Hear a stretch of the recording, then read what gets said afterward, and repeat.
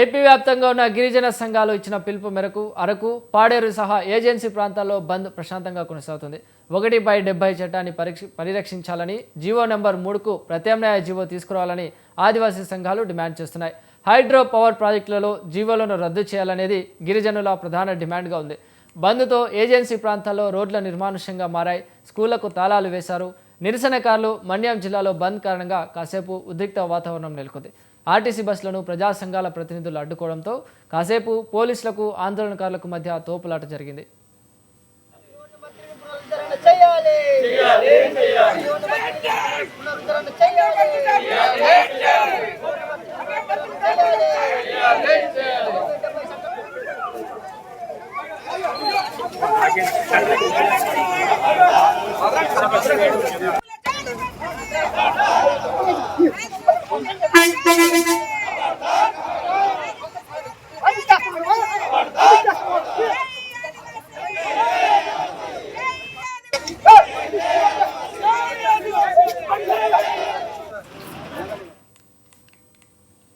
AP వ్యాప్తంగా ఉన్న గిరిజన సంఘాలు ఇచ్చిన పిలుపు మేరకు అరకు, పాడేరు సహా ఏజెన్సీ ప్రాంతాల్లో బంద్ ప్రశాంతంగా కొనసాగుతుంది.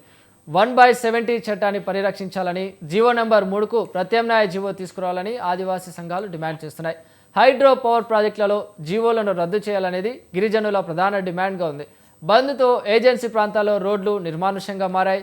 స్కూళ్లకు తాళాలు వేశారు నిరసనకారులు. మన్యం జిల్లాలో బంద్ కారణంగా కాసేపు ఉద్రిక్త వాతావరణం కూడా నెలకొంది. ఆర్టీసీ బస్సులను ప్రజా సంఘాల ప్రతినిధులు అడ్డుకోవడంతో కాసేపు పోలీసులకు ఆందోళనకారులకు మధ్య తోపులాట జరిగింది. రైట్, ఇదే అంశానికి సంబంధించి మరింత సమాచారాన్ని మా ప్రతినిధి సూర్యప్రకాష్ అందిస్తారు. సూర్యప్రకాష్.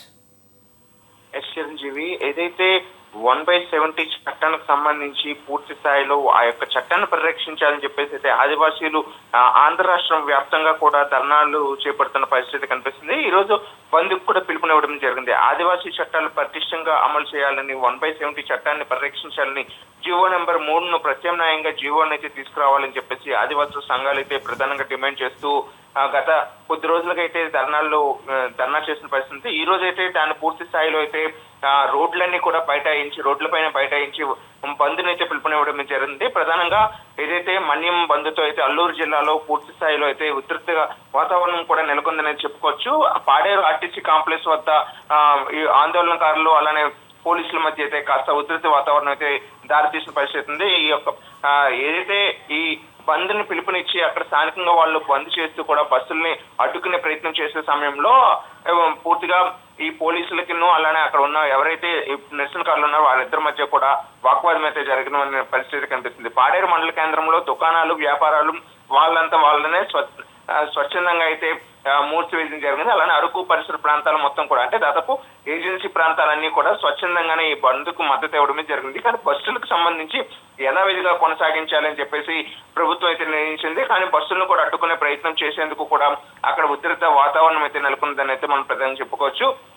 ఆర్టీసీ బస్సులను బయటకు వెళ్లకుండా ప్రజా సంఘాలు అలానే స్థానిక ఆదివాసీల సంఘాలు కూడా అడ్డుకునే ప్రయత్నం చేస్తున్న సమయంలో పోలీసులు అక్కడికి చేరుకొని వాళ్ళని కట్టడి చేసే సమయంలో కాస్త వాగ్వాదం అయితే జరిగిందని అయితే చెప్పుకోవచ్చు. మరోవైపు ఆ బంద్కి సంబంధించి వర్తకులు ఎవరైతే ఉంటారో అక్కడ వ్యాపారస్తులు ఎవరున్నారో వాళ్ళందరూ కూడా స్వచ్ఛందంగా మద్దతు ప్రకటించడంతో ఎటువంటి వ్యాపార కార్యకలాపాలు అయితే జరిగిన పరిస్థితి లేదు.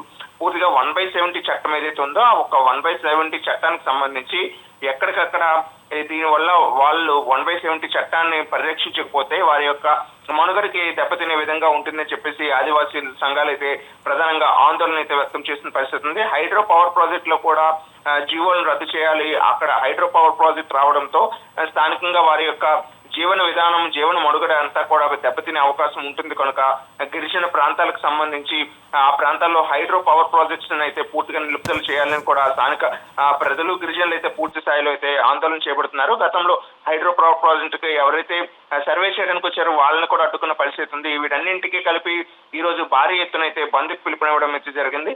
దాంతోపాటు బంద్ ఏజెన్సీ ప్రాంతాల్లో రోడ్లన్నీ కూడా నిర్మానుష్యంగా ప్రస్తుతం అయితే మారాయి. స్కూళ్లు కూడా వాళ్ళే స్వచ్ఛందంగా తాళాలు వేసి బయటకు పంపించారు, అయితే నిరసనకారులు అయితే పంపించారు. అలానే ప్రైవేట్ విద్యా సంస్థలు అయితే స్వచ్ఛందంగానే వాళ్ళు బంద్ను అయితే ప్రకటించారు. అలానే మన్యం జిల్లాలో కూడా బంద్ కారణంగా ఎక్కడికక్కడ నిలిపివేసిన పరిస్థితి ఉంది. అంటే దాదాపు ఏజెన్సీ ప్రాంతాలు ఏవైతే ఉన్నాయో ఆ ప్రాంతాలు మొత్తం కూడా ప్రజా సంఘాలకు మద్దతు ఇస్తూ కూడా స్వచ్ఛందంగా ప్రైవేట్ వ్యాపారస్తులంతా కూడా మద్దతు ఇచ్చారు. కానీ ఈ యొక్క ఆర్టీసీ బస్సులు కానీ ప్రభుత్వ కార్యకలాపాలు కానీ కాస్త నడిపే ప్రయత్నం అయితే ప్రభుత్వం చేసింది. దాన్ని నిరసన కాళ్ళు అడ్డుకోవడం అయితే జరిగింది. ఏదైతేమైనా సరే బంద్ అయితే ప్రశాంతంగా కొనసాగుతుందని అయితే మనం ప్రధానంగా చెప్పుకోవచ్చు Chiranjeevi. Right, thank you Suryaprakash.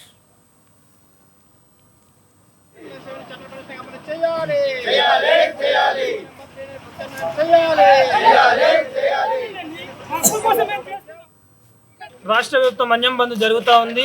GO number 3కు ప్రత్యామ్నాయ జీవో రాష్ట్ర ముఖ్యమంత్రి గారు ఇచ్చినటువంటి హామీ తక్షణం అమలు చేయాలని చెప్పి 100% రిజర్వేషన్ ప్రకటించాలని చెప్పి, అదేవిధంగా 1/70 చట్టం కేంద్ర రాష్ట్ర ప్రభుత్వాలు సుప్రీంకోర్టులో అఫిడవిట్ దాఖలు చేయాలని చెప్పి రాష్ట్ర వ్యాప్తంగా మన్యం బంద్ జరుగుతూ ఉంది. ఈరోజు ఆదివాసీ ప్రాంతంగా స్వచ్ఛందంగా ఆ బంద్ ప్రశాంతంగా కొనసాగుతూ ఉంది. కనుక తక్షణమే రాష్ట్ర ప్రభుత్వం తక్షణమే సీఎం గారు తక్షణమే జీవో నెంబర్ 3 మీద ప్రత్యేకమైన జీవో మీద ఈరోజు మన్యం బంద్ నిర్వహిస్తా ఉన్నాం. ఈ మన్యం బంద్ ఒక ముఖ్య ఉద్దేశం సీఎం గారు ఇచ్చినటువంటి హామీ 100% ఉద్యోగ రిజర్వేషన్ ప్రకటిస్తామని చెప్పడం జరిగింది. ఆ హామీ ఇప్పటికీ అమలు కాలేదు. కాబట్టి అమలు చేయాలని చెప్పేసి ఈరోజు బంద్ నిర్వహిస్తా ఉన్నాం. అలాగే 170కి సంబంధించి 1672 మంది నాన్ ట్రైబ్ ఆంధ్ర తెలంగాణ రాష్ట్రం నుండి సుప్రీంకోర్టుకు 170 చట్టం సవరణ చేయాలని చెప్పేసి సుప్రీంకోర్టుకు వెళ్ళడం జరిగింది. వీటికి సంబంధించి కేంద్ర రాష్ట్ర ప్రభుత్వాలు వెంటనే కౌంటర్ పిటిషన్ వేయాలని చెప్పేసి ఈరోజు ఈ బంద్ నిర్వహిస్తా ఉన్నాం.